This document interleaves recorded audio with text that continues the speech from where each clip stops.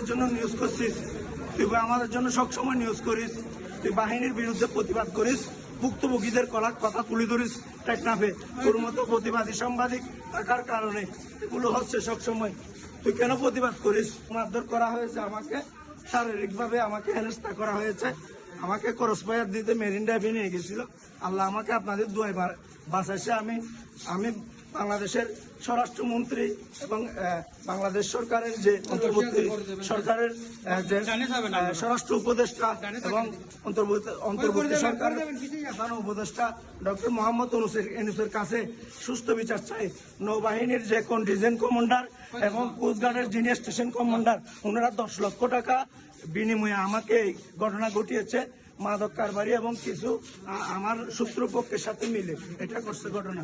আমি বলে টেকনাফর অসহায় ভুক্তভোগী মানুষ হলে হত্যা হয়, প্রশাসনের বিরুদ্ধে সবসময় আমি নিউজ করি। টেকনাফর অসহায় ভুক্তভোগী মাইনশাল্লাহ নিউজ করি। টেকনাফের কোনো সাংবাদিক করে না, শুধু তুই কেন করিস আমাদের বিরুদ্ধে? অসহায় মানুষের পক্ষে কেন তুই কথা বলিস? তোর সমস্যা কি? সেজন্য তো আমি ফাঁসাছি। নৌবাহিনী একজন লোককে হত্যা করে লাশ গুম করেছিল না, তখন আমি ওই ভিডিওটা আমি জন্য সম্মুখে প্রকাশ করি, যার কারণে আমার এই অবস্থা। আমার জন্য দোয়া করবেন। আমি সকল সহকর্মীদের আমার এই ভিডিওটি সরিয়ে দেওয়ার জন্য আমি স্বরাষ্ট্র উপদেষ্টা এবং মফস্বল সাংবাদিক ফোরামের ভুক্তভোগীর পক্ষে কথা বলার কারণে আমাকে তারা আটক করেছে। কোস্টগার্ড এবং নৌবাহিনী আমাকে আটক করেছে। আমার কোনো মামলা নাই, কিছু নাই, তারা আমাকে আটক করেছে।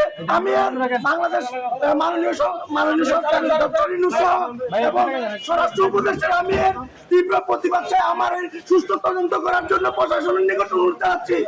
নৌবাহিনীর যে কন্টিনজেন্ট কমান্ডার টেকনাফে এবং কোস্টগার্ডের যে স্টেশন কমান্ডার, তারা 10 লক্ষ টাকার বিনিময়ে আমাকে আটক করার পরিকল্পনা সাজাইছে। স্বরাষ্ট্র উপদেষ্টা এবং ডক্টর ইউনূসের কাছে আমি সুষ্ঠু বিচার চাই।